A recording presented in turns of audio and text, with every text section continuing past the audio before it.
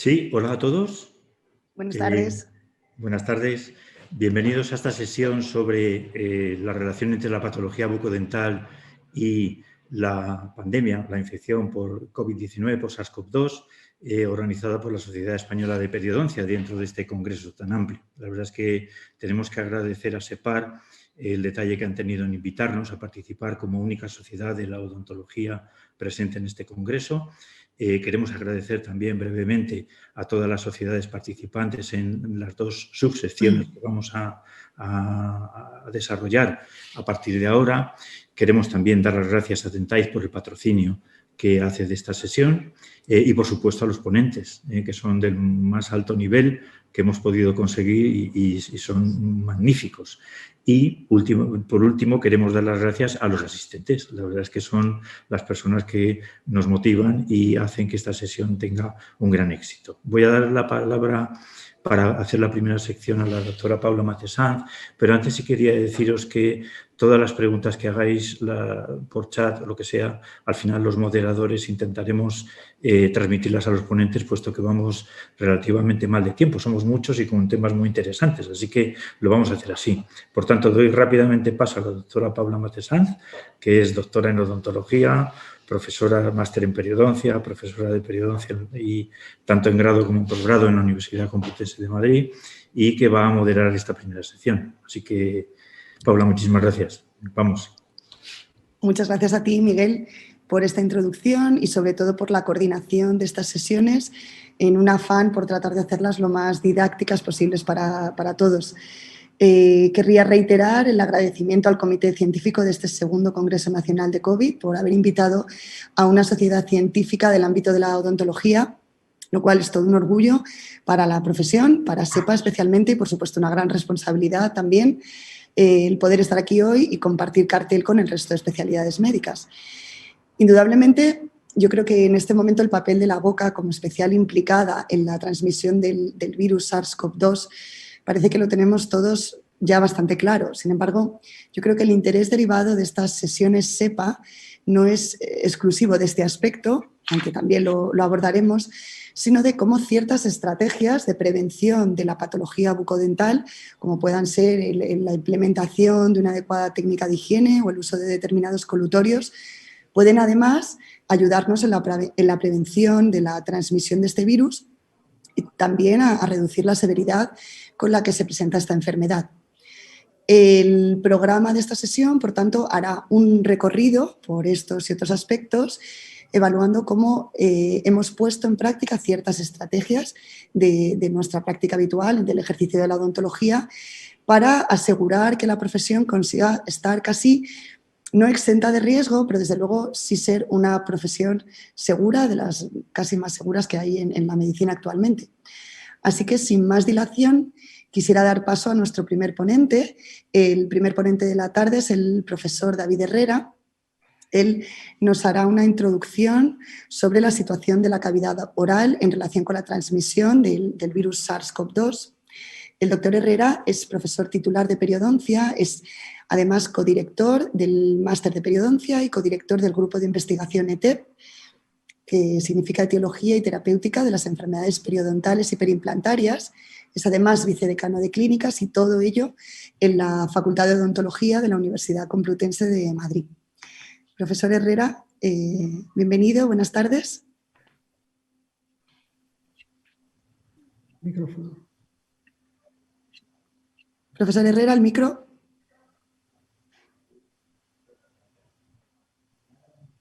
He querido ir demasiado rápido y al final he tenido, tratando de anticiparme, he retrasado el proceso. Pero lo primero de todo, muchas buenas tardes a todos y muchísimas gracias a la profesora Matesanz y al profesor Carasol por la presentación y por contar conmigo en esta sesión, que creo que efectivamente va a ser muy interesante y tiene muchos aspectos relevantes que vamos a cubrir, no con mucho detalle, obviamente por el tiempo, pero entiendo que es un privilegio participar en este congreso multidisciplinar COVID-19. En el primero se echó de menos a la odontología y en este sí que está presente y, por tanto, es un privilegio participar en él.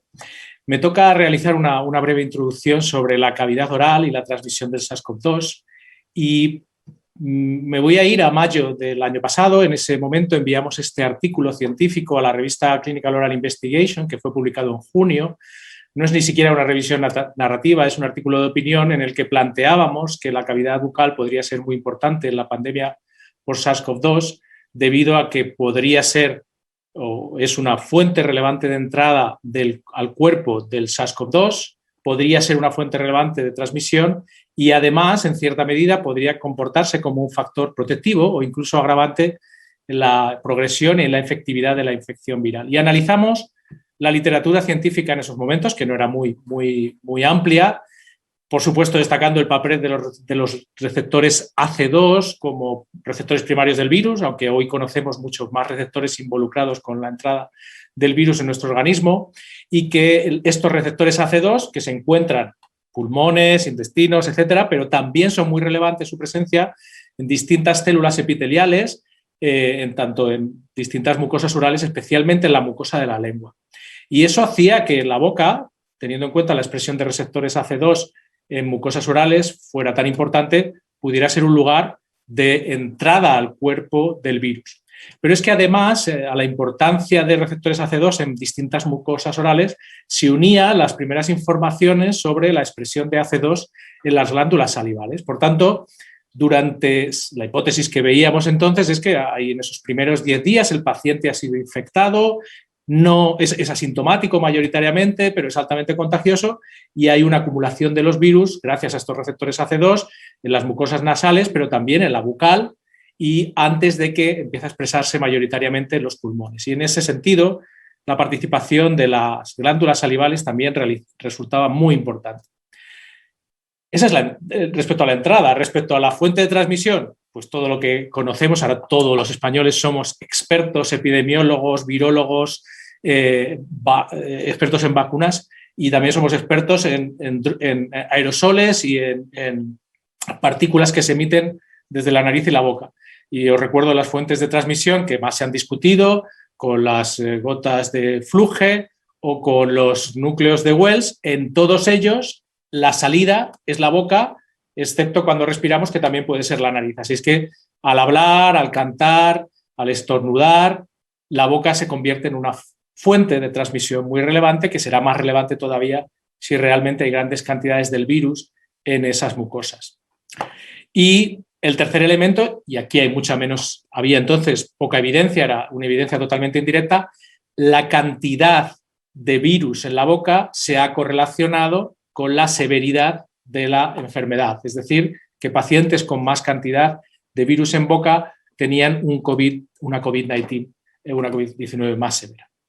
Así es que juntando todo esto juntos, teniendo en cuenta que durante los primeros 10 días el virus se acumula en mucosas, incluida la mucosa oral, que hay receptores AC2 en las mucosas bucales y en las glándulas salivares y que los aerosoles y las gotículas son la fuente principal, una de las fuentes principales de transmisión, provienen de la boca, lo que proponíamos o lo que decíamos es que si se reducía la cantidad de virus a nivel de la boca, se podría reducir, por tanto, el riesgo de transmisión y la severidad de la enfermedad. Esto es en mayo de 2020, ahora estamos en abril de 2021 y acaba de ser publicado en Nature Medicine este artículo, que en realidad es un compendio de investigaciones de un valor altísimo sobre la importancia de la infección por SARS-CoV-2 en la cavidad oral. Y hacen muchos estudios diferentes, hasta 6 estudios diferentes, algunos analizan la presencia de receptores AC2 y otro tipo, en distintos tipos de células epiteliales, en distintos tipos de células de las glándulas salivales, y en todo ese proceso lo que encuentran es que la importancia de la boca en los datos científicos encontrados ha sido demasiado olvidada durante todo este proceso. El análisis, como digo, es complejísimo, por eso merece una publicación de tan alto nivel.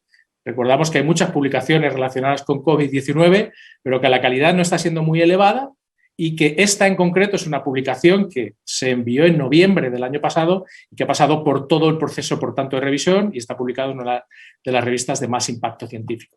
Así es que lo que plantean los autores es si realmente la COVID-19 es realmente una infección primaria a nivel nasal, si debemos de considerar que puede ser también una infección primaria a nivel bucal, ya sea por la llegada de aerosoles, de gotículas e incluso por la ingestión a través de fómites, y si eso nos debe hacer cambiar nuestras consideraciones sobre el patrón de infección en relación con la severidad y las respuestas inmunológicas. Y en concreto dice que, claro, que tenemos que ser capaces de entender cuál es el papel de la saliva y de la boca en las rutas predominantes de transmisión, tanto en individuos asintomáticos, preasintomáticos como sintomáticos.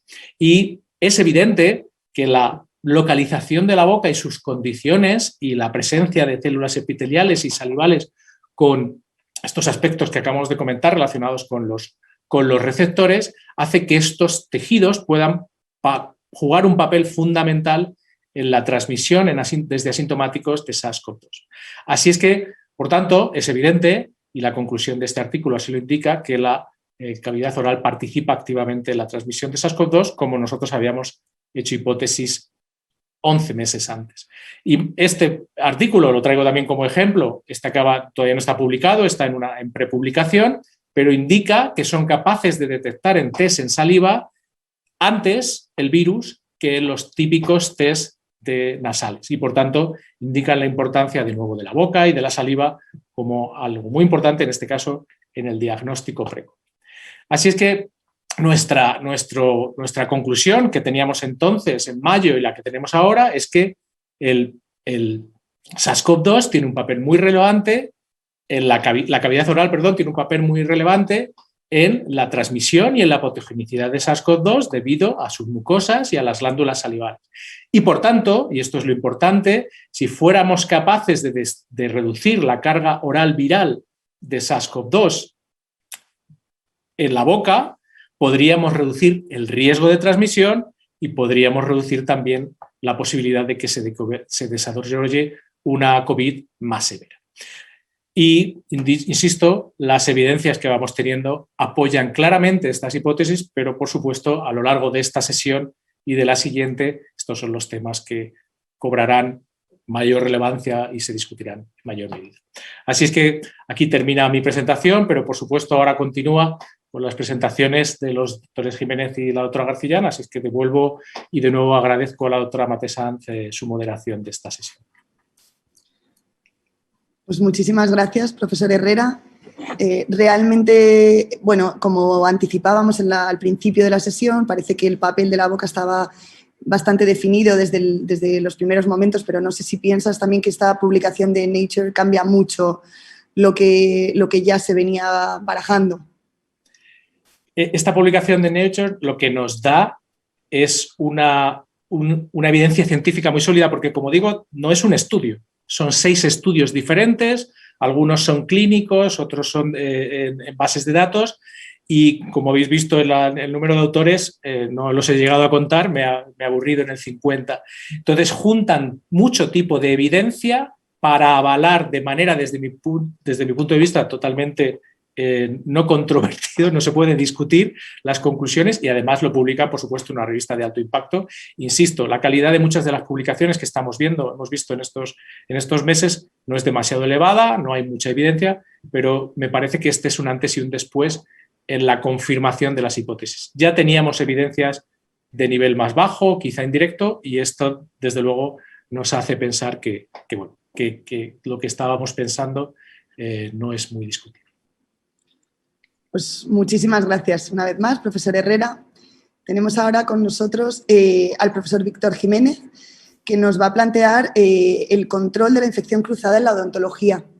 El profesor Jiménez Cid es profesor titular en el área de microbiología en la Facultad de Farmacia de la Universidad Complutense de Madrid y codirige el grupo de investigación Transducción de Señales en Saccharomyces cerevisiae. Actualmente es además tesorero y miembro de la Junta Directiva de la Sociedad Española de Microbiología. Profesor Jiménez. Bien, muchas gracias, Paula, y muchas gracias al SEPA por esta invitación que bueno, la verdad es que recibo con mucha alegría. Y bueno, yo la verdad es que, como me habéis presentado, soy microbiólogo. y no tengo tanto contacto con la profesión odontológica, así que voy a hablar de aspectos más generales. Luego estoy seguro de que mis compañeros ya profundizarán en estos aspectos sobre la transmisión cruzada.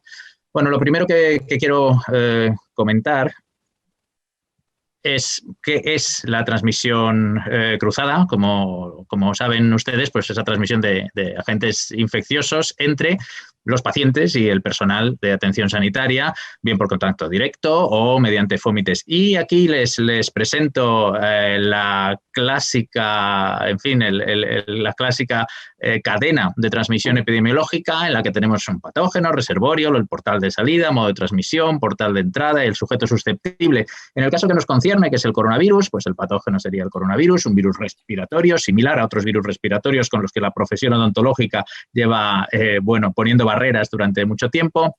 El reservorio en este caso sería siempre un sujeto, probablemente un sujeto asintomático que acude a consulta sin saber que está contagiado.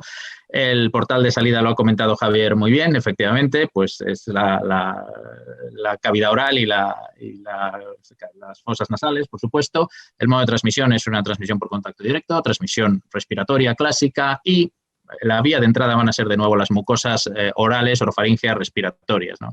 Y el sujeto susceptible somos todos los que todavía no estamos inmunizados, e incluso estando inmunizados, pues siempre puede haber un pequeño porcentaje de personas susceptibles. Si en el centro de esta cadena de transmisión lo que tenemos es una consulta de salud dental, una consulta odontológica, pues bueno, tenemos una idiosincrasia particular en la que vamos a tener un reservorio sin barreras, sin mascarilla, ¿no? Y eso obliga pues a un protocolo riguroso y a un cumplimiento pues de, rutinas como la higiene de manos, el uso de EPIs, desinfección escrupulosa, uso de material de un solo uso, etcétera, etcétera. Lo que conocemos desde el punto de vista de la transmisión y la epidemiología ahora es mucho, pero al principio lo referíamos a lo que sabíamos para otros virus respiratorios. Y esto ha dado lugar a algunos errores históricos a lo largo de la pandemia, históricos de nuestra historia reciente desde el punto de vista en salud pública, ¿no? Es un virus con un mayor potencial de transmisión que el de la gripe, cosa que al principio equiparábamos. Es un virus que se transmite muy bien en la fase presintomática e incluso a partir de individuos asintomáticos que pueden ser súper contagiadores por sus hábitos gregarios. Y esto es lo que se llama una transmisión silenciosa, que debe traducirse también al ámbito de la atención clínica y que supone un problema muy importante en el control de esta infección en concreto. De hecho, uno de los primeros errores que cometimos se debe a suponer que la vía de transmisión era exactamente igual a la del virus de la gripe y otros virus respiratorios, y dimos muchísima importancia a estas gotículas de fluge que ha comentado David, en detrimento de la posible importancia que podía tener la acumulación de aerosoles, especialmente en interiores. Y bueno, pues esto ha cambiado. Aquí veis una persona creo que tosiendo, más que estornudando a contraluz, y esta proyección de gotas que, se visualizan en este contraluz, que incluye pues partículas de gran tamaño, se suponía que era el grueso de, de las secreciones con carga viral sustancial que podían dar lugar al contagio. Sin embargo, cada vez se ha dado más protagonismo a los aerosoles. Como sabéis, el virus se puede mantener en aerosoles durante un tiempo. De hecho, la semivida es de más de una hora, es decir, que después de una hora todavía la mitad de los virus siguen vivos, y de ahí que se haya dado una importancia capital al uso de la mascarilla, la distancia y últimamente, como saben, la ventilación, ya no solo en el ámbito asistencial, sino incluso en el ámbito doméstico, el ámbito académico, en el trabajo, en todas partes. Voy a permitirme dar una breve pincelada de la virología, aunque ya ustedes la saben. Aquí tienen al virus, al coronavirus, ¿no?, con algunas características únicas para estos virus en su ciclo replicativo, como la protección de sus ácidos nucleicos en estas dobles membranas asociadas al retículo endoplásmico, la producción de RNA subgenómicos para optimizar la producción de sus proteínas estructurales y sus proteínas de interacción con el hospedador, su ensamblaje en la ruta secretora, en un compartimento intermedio entre el Golgi y el retículo, y su eliminación al exterior por exocitosis. Esto va a ocurrir en las células epiteliales, incluidas las células epiteliales de la cavidad oral, puede ocurrir a nivel pulmonar, dando cuadros de neumonía, y en los casos más severos, además, va a desatar esta tormenta de citoquinas por una relación especialmente hostil con el sistema inmunitario que va a comprometer la vida de los pacientes, sobre todo cuando esto ocurre a nivel pulmonar. Y permítanme que les presente al protagonista que nos va a determinar la transmisibilidad del virus y, sobre todo, el nivel de protección que vamos a tener a largo plazo frente al virus, que es la archiconocida espícula que está formulada en las vacunas y que es la que determina tanto el reconocimiento del receptor y, por tanto, la capacidad infectiva del virus, como el reconocimiento del virus por el sistema inmunitario, tanto la inmunidad humoral como la inmunidad celular. Por tanto, esta molécula que vemos reproducida en todas partes en la prensa es realmente el kit de la cuestión, es realmente la responsable de la infectividad y de nuestra respuesta frente al virus. Y esto es esencial para entender la transmisión. El problema es que el virus a lo largo de la pandemia ha ido evolucionando. Como ven aquí, estos son secuencias genómicas, cómo se relacionan unas con otras, cómo han ido acumulando mutaciones. Y si nos fijamos en las mutaciones de la espícula, pues vemos que hay ciertas mutaciones que favorecen una mayor transmisibilidad, pero probablemente por una unión más flexible o más óptima al receptor y que se han ido imponiendo, como esta D614G, que a partir de marzo comenzó a predominar y acabó desplazando al virus de Wuhan, al original, acabó imponiéndose. Y últimamente, esto es de la CDC, las famosas variantes británica, sudafricana y brasileña, que todas coinciden en una mutación común, que es esta N501Y, que efectivamente favorece la transmisión del virus por una mayor afinidad por el receptor y lo que provoca pues una mayor carga viral nasal, oral, orofaríngea, etc. Aquí se ven en la evolución, si programamos en este sistema de GISAID, en este árbol evolutivo del virus, solo este residuo, solo esta arginina 501, pues vemos las tres ramas evolutivas, la inglesa, la sudafricana y la brasileña, emerger. La espícula, además, está formulada a nivel genético en las vacunas de RNA, como saben, y también en las vacunas de vectores virales recombinantes, es decir, las vacunas que ya están aprobadas y que están circulando y que se están mostrando eficaces y, además, seguras, más seguras de lo que cree la gente últimamente por el exceso de información. Y, bueno, pues son este antígeno, producen este antígeno que nos va a proteger. Y, de hecho, estas vacunas son las que nos van a otorgar esta inmunidad de grupo que estamos buscando, y el único peligro es que las variantes, o lo que tenemos que estar atentos es que estas variantes del virus, según va evolucionando, no solo pueden ser más transmisibles, aumentando el potencial de transmisión y, por tanto, forzándonos a vacunaciones, a coberturas vacunales mayores, sino que además van a ser responsables de la evasión por deriva antigénica, como está ocurriendo en la variante sudafricana, que bueno, pues la inmunidad generada frente a variantes anteriores puede no ser tan eficaz. Esto trasladado a la consulta odontológica.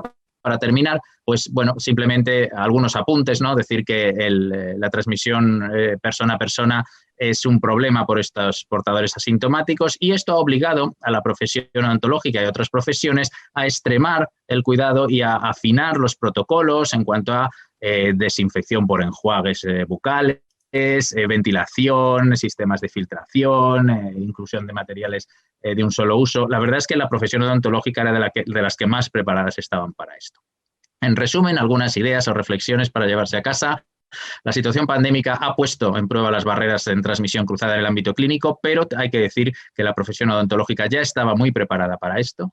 La transmisibilidad está condicionada por el hecho de que la carga viral es alta en presintomáticos, transmisión invisible, que la evolución del virus parece ir hacia una mayor transmisibilidad según se adapta al hospedador humano, y que tenemos que esperar cierta evasión de la respuesta inmunitaria por deriva antigénica con mutaciones como la sudafricana. La consulta odontológica tiene unas características únicas, ¿no? Es imposible utilizar las barreras básicas de distancia interpersonal y uso de mascarilla en una intervención, evidentemente, pero eso se contrarresta con unos protocolos que enfatizan el uso de EPIs, la desinfección, etcétera, etcétera, etcétera, en una intervención de altísimo riesgo, que es el contacto con las mucosas. Y esto es lo que quería contar. Muchas gracias de nuevo por la invitación y por seguirme hasta aquí. Muchísimas gracias, Víctor, porque la verdad es que siempre cada vez que colaboras en algún evento de la profesión, pues es un gusto poderte escuchar también desde otra perspectiva, menos clínica, más técnica, pero siempre muy clara, tal y como lo explicas todo. A mí me gustaría, dentro de todo esto que planteabas, y quizá metiéndonos un poco en el terreno de la vacuna, pero sin querer profundizar mucho, es verdad que cada vez se dice más que intentar, o sea, la tendencia o esa inmunidad de rebaño, inmunidad colectiva, pero se puede hablar de ese concepto cuando en realidad estamos hablando de una vacuna que no previene la infección, sino la enfermedad o la gravedad de la enfermedad. Sí, bueno, tenemos precedentes con otras vacunas que tienen las mismas características, ¿no? Lo ideal sería una vacuna que se administrara por la misma vía de entrada del virus, por ejemplo, por aerosoles, ¿no? Como se pretende el grupo de Luis Enjuanes hacer con su vacuna, que es lo más parecido a una vacuna atenuada, ¿no? A una vacuna viva, y se podría hacer eso. Sin embargo, algunas de nuestras vacunas, de las que tenemos ahora, la vacuna de Pfizer, por ejemplo, genera inmunoglobulina secretora, con lo cual podría, en cierta medida, cortar también la transmisión. Y luego la experiencia es que previniendo vamos a reducir las cargas virales y probablemente, aunque no se evite la transmisión como se evita la enfermedad, sí que disminuyendo la carga viral, en cierta medida, aunque no hay datos todavía fidedignos, evitaremos la transmisión. O sea que yo creo que hay una esperanza. Sí, que se generen cortafuegos a pesar de no tener el 100%. Exactamente. Pues, más gracias. La verdad que, como digo, es un privilegio haber podido contar contigo esta tarde. Vamos a dar ahora la bienvenida a la profesora Garcillán. La profesora Garcillán nos hablará sobre un tema esencial para nuestra profesión que tiene gran continuidad con lo que nos acaba de plantear Víctor, y es cómo se controla la infección cruzada en el entorno de la consulta dental, es decir, más allá de lo puramente microbiológico, cómo esto tiene luego una aplicación clínica que en la odontología se está implementando desde el principio del arranque de esta pandemia. La profesora Garcillán es profesora titular de la Facultad de Odontología de la Complutense, de la Universidad Complutense de Madrid, y ha sido directora del máster propio en programas preventivos individuales y comunitarios. Y actualmente es directora del diploma de especialista en odontología preventiva, comunitaria y social. Profesora Garcillán, veo que ya estás preparada. Somos todos tuyos, cuando quieras. Muchas gracias. Buenas tardes a todos. Es para mí un honor formar parte de este segundo Congreso Nacional de COVID y quería agradecer tanto a la doctora Matesanz como al doctor Carasol la invitación a participar en el mismo. La verdad es que he tenido dos ponentes que me han precedido, que me han facilitado mucho lo que les voy a contar ahora, y es una continuidad y voy a hablar en el mismo sentido de lo que han hecho ahora ellos. La enzima convertidora de la angiotensina 2 efectivamente es un receptor del SARS-CoV-2 y además que se expresa en la boca, como ya han oído ahora, en gran proporción, entonces sobre todo en la lengua, sobre todo también en la mucosa oral y además en la saliva, es decir, el virus también le tenemos en la saliva antes de que dé síntomas en nuestros pacientes. Por todo ello, la relación entre el COVID, entre el SARS-CoV-2 y la odontología es muy importante. Para nosotros poder... Perdón, es que no me deja pasar. Para nosotros tener una idea de lo que ha sucedido en la pandemia en la detección dental, la Alianza por un Futuro Libre de Caries realizó una encuesta a más de 2.000 profesionales de la odontología en varios países europeos y ha dado resultados muy significativos. En primer lugar, decir que más del 80% de las clínicas dentales piensan que van a tener un incremento de caries en sus pacientes y además esta situación les preocupa mucho a los pacientes. Es verdad que nos hemos relajado en las medidas higiénicas y también en las medidas dietéticas con motivo del estrés y de la pandemia, pero vamos a ver este aumento de la caries en nuestras clínicas dentales. También es verdad que la mitad de las clínicas han tenido una comunicación en vía telemática con sus pacientes, dándoles consejos para adecuarse mejor a la situación de la pandemia y mantener mejor esa salud bucodental. Y otro dato muy importante que ha salido de esta encuesta ha sido que el 75% de los pacientes consideran las clínicas dentales muy adecuadas en cuanto a seguridad y que no les producen ningún miedo a la hora de realizarse sus tratamientos. La mitad de las clínicas dentales tienen lista de espera para realizar los tratamientos generales.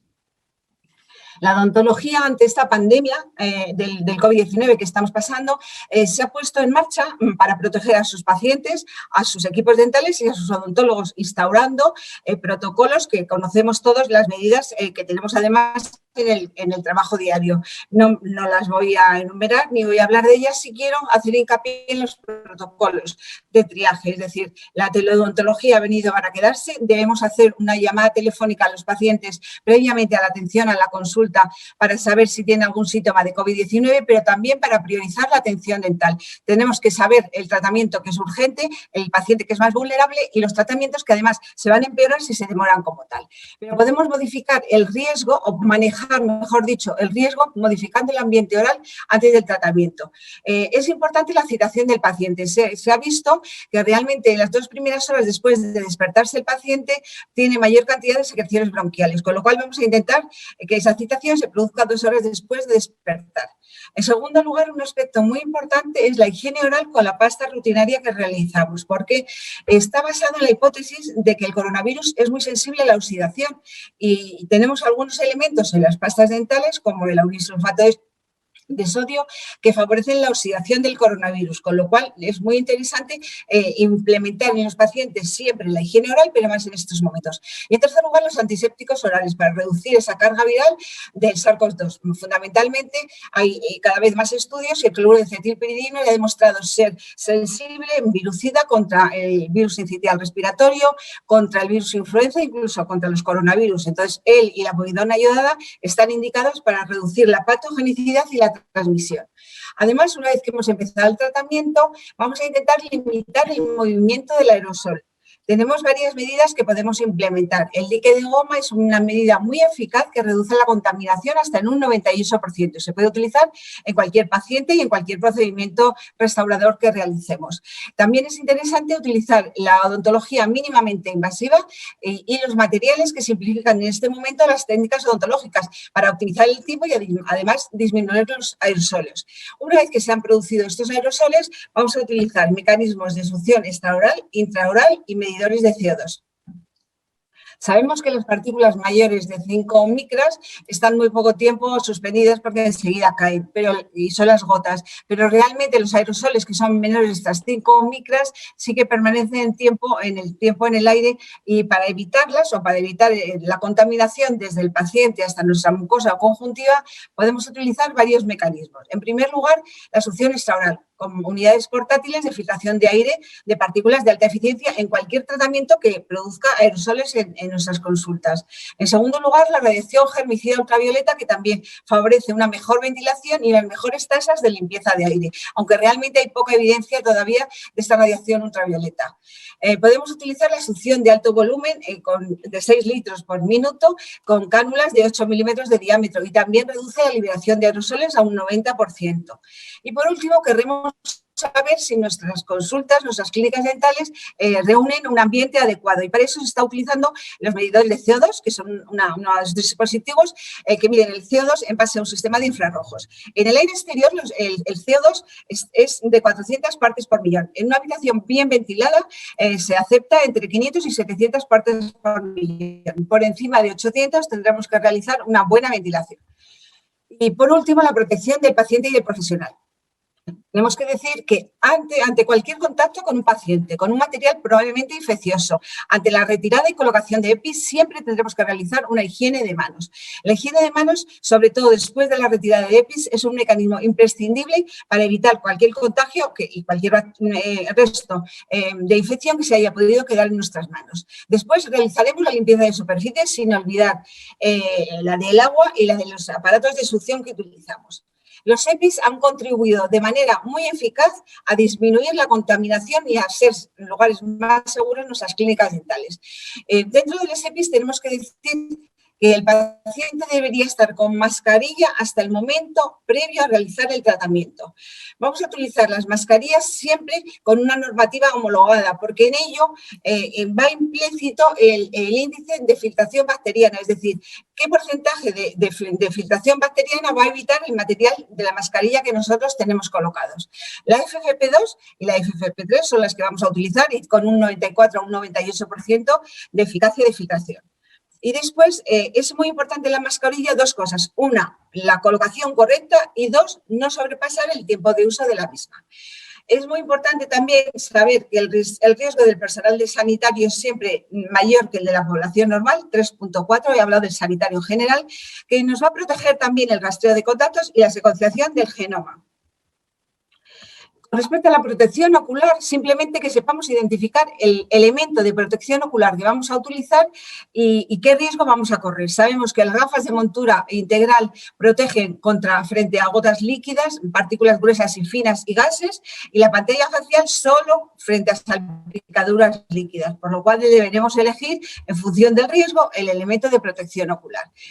El CDC en estos momentos ha catalogado el riesgo de transmisión como leve desde las superficies, bajo desde las superficies, bajo desde actividades al aire libre y además con distancia de seguridad y muy alto en reuniones de espacio cerrado.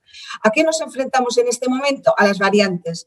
Como muy bien acabamos de oír, las variantes en este momento tienen un 50 o un 70% de mayor de transmisibilidad y, de hecho, la variante británica desde la Universidad de Harvard están recomendando ampliar la cuarentena de 10 a 14 días por ser esta variante más contagiosa. Es muy importante la secuenciación del genoma para identificar estas cepas más contagiosas y yo he traído simplemente dos mutaciones, la N501 que produce mayor diseminación, más contagio y virulencia y la E484 que en este momento ha aparecido hace un mes en Japón y que tiene una capacidad de eludir a los anticuerpos naturales producidos tanto por la enfermedad como por las vacunas. Entonces, realmente, las diferentes vacunas aprobadas parecen proteger frente a las variantes en circulación, pero he destacado parecen proteger. Iremos viendo lo que los distintos estudios nos informan y veremos hasta qué punto se pueden controlar. Y para finalizar, decir que en este momento, con la información que tenemos, el riesgo de COVID-19 parece ser más bajo en el personal dental que en el sanitario o en la población general, debido, como es lógico, a que las medidas de protección que nosotros ya teníamos instauradas desde hace años han sido muy eficaces, pero así todo el riesgo no es nulo y deben seguirse todos los protocolos y será de la sumación de todos los protocolos cuando consigamos exitosamente librarnos del coronavirus. Y por último, los pacientes no tienen ningún problema de seguridad adicional con respecto a asistir a las consultas dentales a realizarse los tratamientos, con lo cual es una prioridad mundial reducción de la transmisión del SARS-CoV-2. Entonces, el rastreo de contagios nos va a hacer identificar a estas personas, aislarlas y reducir la transmisión. Esta es la misión no imposible, espero que entre todos podamos llevar a cabo para conseguir volver a nuestra vida anterior lo antes posible. Muchas gracias. Pues muchísimas gracias, profesora Garcillán. Yo empezaba también la introducción de la charla diciendo que ciertamente la profesión y de una manera incluso empírica por la experiencia que estamos teniendo entre los compañeros, yo creo que es una profesión segura, pero no lo es efectivamente sin esfuerzo por parte de todos en este intento bueno, pues para nosotros que nos suponga un riesgo y por supuesto no lo suponga para nuestros pacientes, que yo creo que pueden estar todos tranquilos. Desde tu experiencia, ¿hay alguna forma o desde tu conocimiento recomiendas algún cambio en los protocolos para acortar los tiempos de tratamiento o de alguna forma para minimizar la exposición? A ver, con todas las medidas que he estado, aunque ha sido de forma muy rápida, creo que sí tenemos que centrarnos todos en algo muy importante y es la sumación de todas las medidas. Una medida aislada no sirve de nada, es decir, todas debemos llevarlas a cabo. Y luego es muy importante el triaje telefónico, es decir, la teleodontología debemos incorporarla a nuestras consultas y luego sí que es verdad que tendremos que utilizar materiales que nos permitan acortar el tiempo de trabajo y estos materiales también que nos permitan hacer la menor cantidad posible de aerosoles. Entre ellos, pues podremos tener fluoroamino de plata, que es un material que nos viene muy bien para utilizar en pacientes de alto riesgo, es muy fácil de aplicar, o los selladores hidrofílicos o los cementos de vidrio ionómero. Pero todo ello será, por supuesto, cuando la ocasión lo requiera y se pueda aplicar. Pero siempre con esa mira puesta en acortar el tiempo de estar con el paciente, de tratamiento con el paciente y de intentar evitar el mayor número de aerosoles posibles. Pues muchísimas gracias. Muy interesante, profesora Garcillán.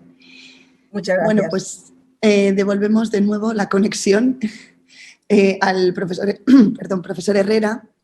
Vamos a cambiar ahora ya en esta segunda parte de la sesión un poco el punto de mira y vamos a entrar en el terreno de los colutorios y del uso de los colutorios, bueno, como posible forma de disminuir la carga viral. El profesor Herrera no requiere presentación adicional, pero sí decir que entre sus líneas de investigación, sin duda, tiene una dilatada experiencia en la investigación en colutorios y antisépticos, así que no hay nadie más indicado que el profesor Herrera para hacer esta primera parte de la exposición. Adelante. Pues muchísimas gracias, profesora Maite Sanz, de darme esta segunda oportunidad de intentar mejorar los fracasos iniciales en la parte técnica, a ver si esta parte funciona un poquito mejor. Y como digo, vamos a pasar a un tema un poquito más aplicado, pero partiendo de donde veníamos, recuerdo este paper que habíamos publicado en junio de 2020, que quiero agradecer además el papel del doctor Jorge Serrano, de la doctora Silvia Roldán y del profesor Mariano Sanz, en el que señalábamos esa posible importancia de la boca como puerta de entrada para el virus, también como una fuente muy relevante de transmisión y su posible asociación con el que se agrave una enfermedad por SARS-CoV-2. Y que esto se ha visto avalado por múltiples estudios posteriormente, pero destacaba de Nature Medicine, que realmente es un antes y un después en el papel de la boca en esta pandemia por SARS-CoV-2. Así es que concluíamos el estudio diciendo que si consiguiéramos reducir la cantidad de virus en la boca, podríamos tener unos beneficios como, por ejemplo, reducir el riesgo de transmisión. Y, bueno, desde el primer momento en la práctica odontológica, como ha señalado la profesora Garcillán, fue muy relevante el papel del virus debido a que se producen aerosoles, debido a que no se pueden llevar mascarillas. Bueno, pues se empezó a sugerir que para la reapertura después del confinamiento se necesitaban poner medidas en prácticas, entre otras el uso de colutorios preprocedimiento, que se incluyeron en el 82% de recomendaciones a nivel mundial, incluido el Consejo de Dentistas, que nos decía a los dentistas que antes de hacer cualquier procedimiento, pacientes se enjuagara o bien con peróxido de hidrógeno o con povidona ayodada o con cloruro de acetilpiridina. Este enjuague preprocedimiento no es nuevo, esto se lleva utilizando en odontología toda la vida de manera convencional para todos los pacientes o solo en pacientes de riesgo. Previamente el objetivo principal era controlar las bacterias y en ese sentido clorexidina y los colutorios de aceites esenciales eran los más recomendados, pero bueno, en la aplicación al mundo de los virus, desde el punto de vista de esta pandemia asociada a SARS-CoV-2, pues abre nuevas posibilidades. Entonces, nuestro punto de partida o nuestra hipótesis es, en este artículo que publicamos, es que si realmente el uso preoperatorio de estos productos reduce la cantidad oral de virus SARS-CoV-2, las implicaciones pueden ser importantes en la protección del paciente y de la transmisión cruzada en la consulta dental del virus cuando se hacen procedimientos odontológicos, pero también puede ser relevante en la vida real. Si una persona ha estado expuesta al virus o le ha recibido el virus, el uso de estos productos, si realmente reducen la carga viral oral de SARS-CoV-2, podría tener implicaciones en reducir el riesgo de transmisión o en reducir la severidad de la enfermedad. Se han recomendado, como he dicho antes, distintos agentes. El primero, uno de los más recomendados, povidona ayodada. Hay mucha evidencia, cuando nosotros hicimos el análisis, mucha evidencia in vitro, muy poquita in vivo. Es verdad que es un producto que tiene muy poca sustantividad, es decir, su efecto dura poco en boca y además desde el punto de vista del control de los biofilms bacterianos y de la salud oral en general no es muy adecuado, pero sí es verdad que la actividad virucida in vitro estaba claramente demostrada, incluido virus muy parecidos al SARS-CoV-2. Otro que se incluyó es el cloruro de acetilpiridina. También aquí había evidencia de actividad virucida tanto in vitro como in vivo, no tanta en cuestión in vitro como en la povidona ayodada, pero sí este es un producto que sí también está avalado por los estudios para reducir las bacterias en la boca, para hacer actividad sobre la placa bacteriana, sobre la gingivitis, etc. La clorexidina, sin duda, la referencia en los productos de uso en boca frente a las bacterias, a la placa y a la gingivitis. En cambio, su actividad virucida es limitada y parece que muy escasa en relación con el SARS-CoV-2.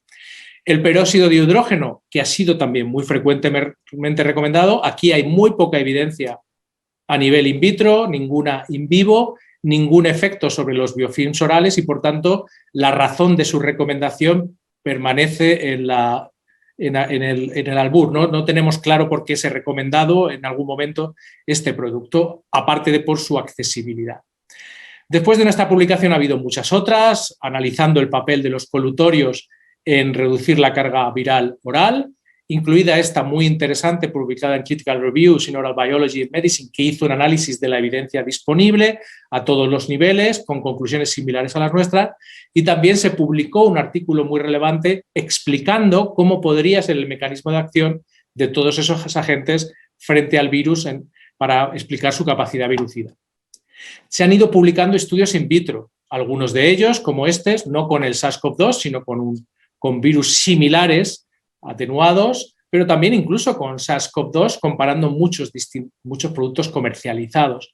Ha empezado a haber estudios in vivo, no se ha publicado ningún ensayo clínico aleatorizado recientemente, pero hay muchos que están registrados y que previsiblemente se publicarán prontamente. Y hay algunos estudios muy pequeños in vivo, como este que fue el primero, solo con 2 pacientes y clorexidina, uno un poquito más grande con povidona iodada, que nos explicarán a continuación, y también algunos comparando distintos enjuagues, en este caso cloruro de acetilpiridino, clorexidina y povidona iodada, como veis en un estudio con un número limitado de pacientes y con corta duración, pero que de momento se está convirtiendo en la mejor evidencia disponible.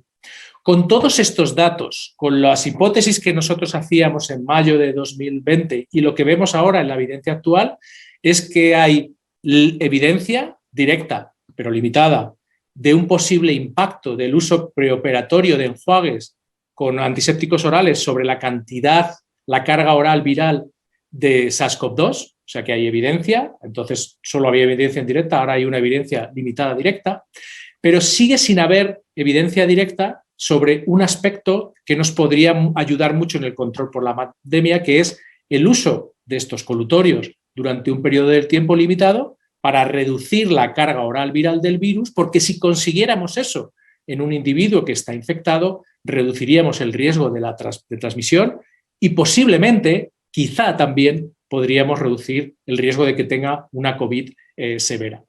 Hay evidencias indirectas, hay estudios in vitro, empieza a haber estudios in vivo, todavía no hay ensayos clínicos aleatorizados de suficiente duración, pero estos estudios se están realizando y es posible que los tengamos a continuación. En nuestra opinión, entre los agentes recomendados, tanto povidona iodada como cloruro de acetilpiridino podrían ser relevantes en el enjuague preoperatorio, pero desde el punto de vista del uso en un periodo de tiempo limitado, 10-15 días, para reducir el riesgo de transmisión, quizá cloruro de acetilpiridino sea más interesante por las propiedades adicionales que tiene en cuanto a sustantividad y en cuanto a efecto antibacteriano, antiplaca y antigingivitis. Pero en todo caso, mi tarea era hacer una visión general sobre el tema, porque ahora tenemos a 2 expertos, la doctora Izquierdo Useros y el doctor Vidiós, que nos van a hablar específicamente de 2 de estos productos que hemos mencionado, lo que creo que tienen o pueden tener el papel más relevante en este objetivo de reducir la carga oral viral de SARS-CoV-2. Así que, doctora Matesanz, esto es lo que tenía yo que comentar y agradezco de nuevo haber sido invitado a esta interesantísima sesión, donde además tengo el orgullo de compartir con el doctor Izquierdo, la doctora Garcillán, la doctora Izquierdo Useros y el doctor Diz, un privilegio muy grande. Muchas gracias. Pues muchas gracias de nuevo al doctor Herrera. Puede que hayan surgido algunas dudas en relación de forma específica a algunos de los antisépticos, o de los principios activos en general que se han mencionado, pero yo creo que es posible que con las charlas posteriores, tanto del doctor Diz como de la doctora Izquierdo, puedan resolverse. Así que voy a presentar a continuación a la doctora Nuria Izquierdo, que nos hablará sobre el papel del cloruro de acetilpiridino en esta posible disminución de la carga viral, tal y como ha anticipado el profesor Herrera. La doctora Izquierdo lleva más de 18 años estudiando terapias aplicadas a diferentes tipos de virus, tales como el VIH, el ébola y desde el inicio de esta pandemia el SARS-CoV-2. Actualmente trabaja en el Instituto de Investigación del SIDA Irsi Caixa y bueno, dirige un grupo de investigación sobre patógenos emergentes, así que cuando quieras, Nuria, puedes comenzar.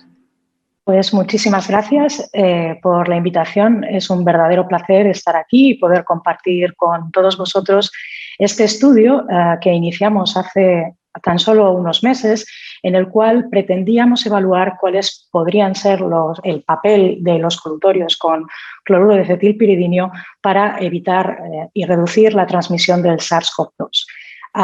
Como bien ha ido comentando David, este es un potencial elemento que presente en muchos colutorios que puede jugar un papel determinante en frenar esa diseminación viral, pero como podemos ver en las imágenes que tengo en esta portada, que están sacadas de la pandemia de influenza del 18, el uso de colutorios es una idea que se lleva utilizando para intentar evitar la diseminación de virus desde hace muchísimo tiempo. Pero yo durante esta charla os voy a intentar explicar cuáles son las herramientas que tenemos hoy en día en un laboratorio de virología para intentar estudiar y averiguar si estas estrategias pueden ser útiles. Y yo creo que la idea de por qué esta estrategia puede ser importante, ya lo han resumido muy bien todos los ponentes previos, pero sí que me gustaría remarcar que ahora mismo, en estos momentos, sabemos que la principal vía de transmisión del SARS-CoV-2 es la vía aérea, ¿no? Tenemos que hacer frente a un virus que se transmite de forma oral y, como podemos ver en esta representación que han hecho en una universidad japonesa, donde se ve clarísimamente cómo se producen estos aerosoles y cómo se transmiten estas partículas entre personas que están sencillamente charlando durante una cena. Lo que tenemos que evitar es que el virus se transmita en una situación como esta. Y para ello tenemos que contar con diferentes estrategias. Una de ellas puede ser la mascarilla, pero efectivamente necesitamos más medidas para que no se produzcan nuevos contagios y para evitar estas olas a las que nos estamos enfrentando cada 2 por 3 por el aumento de números de casos de personas infectadas de forma exponencial. Bien, pues lo que sí que sabemos también, y esto es importante, es que no todo el mundo que está infectado por SARS-CoV-2 transmite o contagia a nuevas personas de forma igual. Y en este sentido, sabemos, porque ya hay datos que así lo indican, que las personas que tienen una mayor cantidad de carga viral o de virus son las personas que tienen mayor probabilidad de infectar y generar nuevos contagios. Y es más, a lo largo del tiempo, a lo largo de la infección, cuando una persona se infecta por coronavirus, podemos ver cómo la cantidad de virus que va teniendo esa persona a lo largo del tiempo va aumentando hasta que finalmente esta cantidad de virus disminuye. Pues bien, si fuéramos capaces de disminuir esta cantidad de virus que tiene la gente o carga viral durante los primeros 10, 15, 14 días donde la gente realmente tiene esta cantidad de virus elevada, quizás estaríamos en una situación en la que podríamos frenar nuevos contagios y evitar así la aparición de las olas a las que nos estamos viendo abocados. Y por eso, en este sentido, comenzamos un estudio en colaboración con Dentate en el que queríamos evaluar la posibilidad del uso de colutorios con cloruro de acetilpiridinio para sencillamente averiguar si éramos capaces de bajar de manera eficaz la cantidad de carga viral en la saliva y de esta forma poder frenar la transmisión del virus. Bien, yo durante esta charla os voy a resumir los principales resultados que hemos obtenido en el laboratorio y básicamente os comentaré que ya sabemos cuál es el mecanismo de acción antiviral que utiliza el cloruro de acetilpiridinio para evitar la transmisión del SARS-CoV-2. Lo que sabemos es que el CPC tiene una acción virucida directa sobre los virus y hemos sido capaces de mirarlo en el laboratorio utilizando un sistema de detección de unas proteínas internas que tiene el virus. En una situación normal, estos coronavirus tienen una membrana que envuelve al virus de tal manera que estas proteínas internas no son fácilmente detectables por este sistema. Sin embargo, cuando se produce una acción que rompe las membranas de estos coronavirus, las proteínas virales internas quedan expuestas y se pueden detectar de una forma muy sensible por este método de ELISA, que no solamente es capaz de detectar esta proteína interna del coronavirus, sino que también nos permite cuantificarla. Y bien, lo que hemos hecho nosotros en el laboratorio sencillamente es utilizar diferentes variantes, por un lado la variante británica, por otro lado la variante que teníamos en España circulando en marzo del 2020, y como podéis ver aquí, cuando preincubamos estos virus con colutorios que contienen cloruro de cetilpiridinio, somos capaces perfectamente de detectar y cuantificar la presencia de los virus mediante esta técnica, porque las membranas de los virus se han roto. Sin embargo, cuando ponemos la misma cantidad de virus, pero en este caso sin haberlo pretratado con colutorios que contengan CPC, no somos capaces de detectar el virus, sencillamente porque como las membranas están protegiendo a las proteínas que detectamos con esta técnica, no somos capaces de reconocer la presencia de virus. Esto es un sistema diseñado en el laboratorio muy eficaz para entender cuál es el mecanismo de acción del CPC en los colutorios. Pero evidentemente la pregunta del millón es si podemos disminuir la capacidad infecciosa de estos virus una vez se ha perdido la integridad de la membrana, como estamos observando en estos resultados. Pues la respuesta rápida es que sí, y de hecho esto lo hemos podido evaluar utilizando un sistema de infección de células en el laboratorio, y aquí lo que os muestro es la infectividad de estos aislados virales que no han sido tratados y que directamente, cuando los ponemos en presencia de las células, son capaces de infectar de una manera muy eficaz. Sin embargo, cuando utilizamos estos mismos virus que han sido pretratados con colutorios que contienen CPC, o bien durante 1 minuto o bien durante 2 minutos de exposición a estos colutorios, como podéis ver, estos virus disminuyen su capacidad de infección más de 1000 veces y llegando por debajo del sistema de límite de detección que tenemos en esta técnica. Y esto pasa no solamente con virus de la variante inglesa, sino que también ocurre para virus que teníamos circulando en marzo en España. Por lo tanto, es una actividad antiviral que es eficaz frente a diferentes variantes. Por supuesto, estos resultados son tremendamente esperanzadores y esta es la razón por la cual hace unos meses hemos comenzado un estudio randomizado doble ciego que está liderado por los doctores Clotet y Mitja, en el que básicamente lo que se está haciendo es reclutar a pacientes que han sido diagnosticados recientemente de SARS-CoV-2, que al menos no han tenido más de 4 días de síntomas de la infección, porque pensamos que serán aquellos pacientes que tendrán una mayor carga viral, y lo que se está haciendo en estos momentos sencillamente es recoger muestras que van a ser tanto en basal 1 hora o 3 horas después de que los pacientes hayan hecho enjuagues con colutorios que contengan CPC o con colutorios que no tengan CPC, y en estos momentos estamos recogiendo todas estas muestras para poder hacer un análisis de la cantidad de virus que tendremos. Y sencillamente estamos esperando a poder tener todos estos resultados para terminar este estudio randomizado. Nada más, sencillamente terminar dando las gracias a todo el equipo de virología de IRSI CAISA que ha realizado este estudio, en especial a Jordana y a Dani, que como podéis ver tienen que trabajar en unas condiciones de bioseguridad tremendamente altas, y por supuesto también dar las gracias a todo el equipo de Dentate, a Rubén, a Vanessa y a Joan por su apoyo en este estudio, y agradeceros también a vosotros vuestra atención. Muchísimas gracias, Nuria.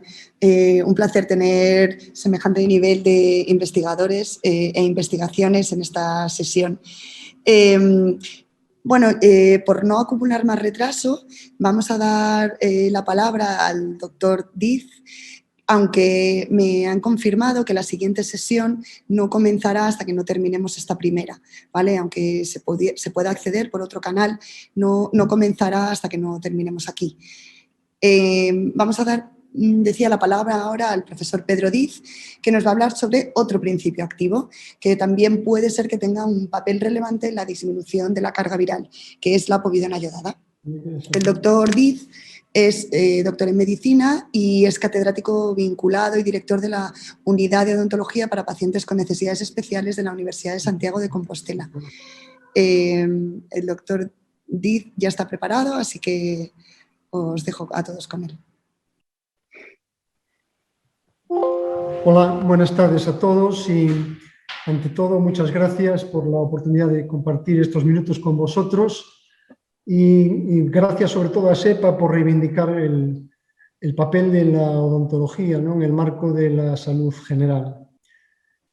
No me voy a detener en todos estos conceptos que ya han sido abordados por mis compañeros en las charlas previas y voy a ir directamente a lo que nos ocupa.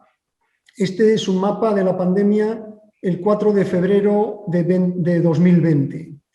En este momento había 20.700 infectados, de ellos 20.400 estaban en el área, en el epicentro de Wuhan o las áreas próximas. En España, en ese día, había un caso nada más registrado y, sin embargo, las autoridades chinas, las autoridades sanitarias, ese 4 de febrero publicitan la quinta versión ya de guías de prevención de la transmisión del virus. Y en esa quinta versión es cuando por primera vez aluden a la posibilidad de utilizar colutorios con una cierta actividad antiviral y en concreto hacen referencia al peróxido de hidrógeno y a la povidona iodada.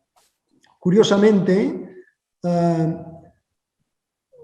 los trabajos en los que se amparan son exclusivamente trabajos realizados in vitro, y aunque ellos argumentan, como ya se ha comentado por la dictante previa, que hay una serie de dianas en las que podrían actuar los colutorios y efectivamente ya apuntan que probablemente la membrana lipídica, la desnaturalización de la membrana lipídica que rodea el virus podría ser probablemente el primer mecanismo de acción de estos antivirales. Al ver que no había ningún trabajo previo realizado en vivo, es por el que de alguna manera nos atrevimos a hacer este primer pequeño experimento con pacientes que estaban ingresados en medio hospitalario con COVID-19 y en este experimento lo que hicimos fue aplicar, siguiendo recomendaciones del fabricante, un colutorio de povidona iodada y recoger en estos pacientes de forma periódica una serie de muestras salivales entre 5 minutos y 3 horas después del enjuague que se analizaron con PCR en tiempo real para detectar el SARS-CoV-2. Esta es la gráfica que resume los resultados. Estas 4 líneas de color representan a los 4 pacientes y, como podéis ver, hay 2 de ellas, las dos, perdón, de la izquierda, las 2 superiores, la que está en rojo y la que está en azul, en las que se observa un detrimento importante de la carga viral con el tiempo hasta las 3 horas de seguimiento que realizamos. Cuando intentamos buscar el por qué estos 2 pacientes respondían a esta acción de la povidona y los otros 2 restantes no lo hacían, el único factor común que encontramos era que eran los 2 que tenían una mayor carga viral en la determinación basal, carga viral salival. Y por lo tanto esa fue nuestra primera especulación, que esto podía ser útil fundamentalmente en pacientes con cargas virales altas. Hay otro aspecto que no está recogido en el artículo y que no he visto en la literatura hasta el día de hoy y que sí que es interesante analizar, y es que esta caída de la carga viral, como pueden ver en estos 2 pacientes, insisto, en el que está representado en rojo y en el que está representado en azul, la caída máxima se registra a las 3 horas. Por lo tanto, tendría sentido que nuestros pacientes, antes de venir a la consulta, se enjuagaran en sus casas y no solo recibieran un enjuague preprocedimiento al llegar a la clínica. Este estudio, obviamente, además del tamaño muestral, que era muy reducido, tenía limitaciones muy obvias. La primera es que no teníamos un grupo control y por lo tanto no sabíamos si podía haber un efecto de remoción mecánica que podía arrastrar células epiteliales conteniendo el virus. Y el segundo es que no sabemos exactamente si esos virus residuales que quedan a pesar de la utilización del glutamato. Gracias, de todas formas, sí. No sabemos si esos virus residuales tenían potencialidad infectante, algo que habría que testar haciendo un cultivo viral. Hemos hecho una búsqueda actualizada hasta el día 10, hasta el pasado sábado, en estas 3 fuentes: bases de datos bibliográficas, repositorios preimpresión y registros de ensayos clínicos. Y en este año, esto es lo que hemos encontrado, esto es lo que hay en la literatura. En las bases de datos bibliográficas, solo en Medline hemos encontrado nuestro trabajo y un trabajo realizado en Singapur con 4 pacientes también, y por lo tanto no voy a hacer ningún comentario sobre ellos. Donde parece que hay alguna información más relevante es en estos repositorios pre-publicación. Hay 2 trabajos que creo que merecen un comentario. El primero es un trabajo realizado en la India, en el que en 10 pacientes aplican un colutorio con povidona y los autores dicen que efectivamente reduce la carga viral hasta 60 minutos post-enjuague, y coincidiendo con estos resultados, este hallazgo no se confirma en todos los pacientes, sino que solo en el 50%. Parece que de alguna manera vendrían a confirmar esta propuesta nuestra de que solo algunos pacientes son susceptibles, y una opción que seguimos barajando es que sean aquellos con cargas virales más elevadas. El segundo trabajo, más importante porque involucra a 25 pacientes en cada rama del ensayo, es un trabajo realizado en el Líbano que está pendiente de publicación también, y que, desde mi punto de vista, aporta 2 conclusiones relevantes. La primera es que no solo la povidona iodada, sino que un enjuague con clorexidina, según estos autores, también reduce significativamente la carga viral a los 5 minutos de la exposición.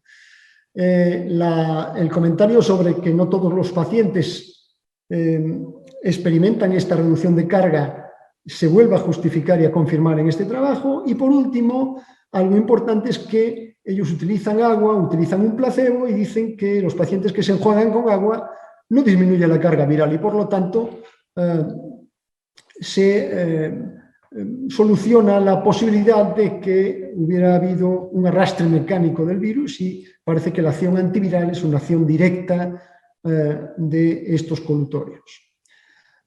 Con respecto a los ensayos clínicos, y estoy terminando, hay 3 que figuran en el registro de ensayos clínicos de Estados Unidos, en los que aparecen como ensayos clínicos que ya están completados, ya se han completado. Y de los 3 me llama la atención uno que se ha realizado en España, y espero que muy pronto veamos los resultados, que es un estudio multicéntrico capitaneado por Alex Mira desde Fisabio en Valencia, y una de las ramas del estudio incluye povidona iodada, un colutorio con povidona iodada en 15 pacientes, y confío en que en las próximas semanas veremos los resultados publicados. En cualquier caso, después de este año de investigación, a donde llegamos es a poder afirmar que parece que la povidona iodada puede reducir la carga viral salival, al menos en algunos pacientes, pero tenemos todavía muchas incógnitas. Por ejemplo, si este efecto es dosis dependiente, por ejemplo, cuánto dura este efecto, y sobre todo, para mí lo más importante es cuál es la relevancia clínica de esta reducción de la carga viral, si la concentración viral residual todavía mantiene su capacidad infectante o no. Y nada más. Muchas gracias. Muchísimas gracias, Pedro. Bueno, pues la verdad que yo creo que el resultado de esta sesión ha sido bastante enriquecedor para todos desde un punto de vista más experimental o desde un punto de vista más clínico. Y a mí me gustaría terminar con 2 preguntas sencillas, una que nos hacía la audiencia, que nos consultaba sobre el caso de los comedores escolares, en los que en ocasiones se prohíbe que los niños se laven los dientes después, un poco a colación de todo esto que estábamos comentando, de la importancia del uso de los colutorios, que si no confrontaba un poco con la idea de prevención de transmisión del virus el hecho de que no se pudiera lavar los dientes. También hay que entender que la manera en la que los niños se pueden lavar los dientes probablemente en el colegio, compartiendo aseos, haciéndolo con mucha proximidad, pues posiblemente lo que estemos mejorando por un lado, pues lo estemos compensando por el otro, y la carga viral en la boca, en el momento de las secreciones nasales y faríngeas, como nos respondía Víctor, pues están a tope, ¿no? Entonces quizá estemos desvistiendo un santo para vestir otro.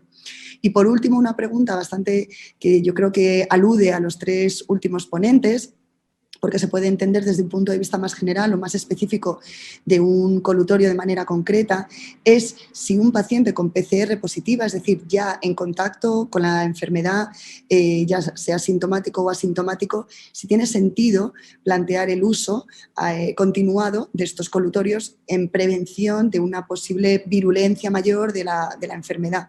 No sé si cualquiera de nuestros últimos 3 ponentes, ya sea el profesor Herrera, la doctora Izquierdo o el profesor Diz, quisiera contestar. Yo un comentario Sí. rápido. Perdón, No, adelante, por favor, Pedro. Adelante, Pedro. Yo un comentario rápido. Yo he leído algún trabajo hecho con povidona a largo plazo durante unos cuantos días en este escenario que estás apuntando y los resultados son que no es eficaz. Yo creo que no podemos olvidar que el SARS-CoV-2 es un virus que infecta fundamentalmente el pulmón y sobre todo en las fases más avanzadas es el lugar donde se estará produciendo la mayor replicación viral. También hay otros órganos afectados, pero una vez que el virus se dispersa por el organismo, el tratamiento local en boca probablemente no va a tener el efecto deseado como antiviral, lamentablemente. Esa sería mi apreciación. Yo voy a estar en contra de las 2 opiniones previas, no por povidona iodada. Yo creo que el cloruro de etilpiridinio sí podría ayudar, hay que demostrarlo, pero es la hipótesis, en los primeros días en el que se ha producido el contacto y que el virus todavía es relevante en boca y efectivamente no se ha diseminado al resto del organismo. Queda por demostrar, pero si realmente funciona en la reducción de la carga oral viral en un enjuague preprocedimiento, también podría tener una aplicación. Quizá no tanto en el que está confirmado que ya tiene el virus, que se ha hecho PCR positiva, que ese debe estar en su casa y no debe juntarse con nadie, pero sí para aquellos que han podido tener no contactos estrechos que también deben confinarse, sino que piensen que hayan tenido posibilidad de exposición. Estoy pensando en los jóvenes, a lo mejor las personas jóvenes que están continuamente haciendo contactos de riesgo, quizá deberían de bañarse en cloruro de etilpiridinio, povidona iodada. Con la povidona iodada van a quedar de un color un poco raro, mejor con el cloruro de etilpiridinio. Pero sigue siendo una hipótesis y, por tanto, seguramente el que me equivoque de los 3 sea yo, porque las otras 2 personas que han expresado su opinión saben mucho más que yo. En cualquier caso, es una medida de prevención tan sencilla que yo creo que está en mano de todos ponerla en práctica. Exacto. Bueno, pues muchísimas gracias a todos. Ha sido un privilegio estar aquí con todos vosotros esta tarde, o esta mañana, o este mediodía, no sé cómo definir este intervalo horario. Y nada, os dejamos ya paso a todos nuestros oyentes a la siguiente sesión que moderará el doctor Carasol, y encantado, espero que el año que viene no tengamos, o la próxima edición, que no haya una tercera edición de COVID, porque sería buena señal, pero si no será una suerte si de nuevo estamos invitados y poder participar con ponentes de esta talla. Muchas gracias. Muchas gracias.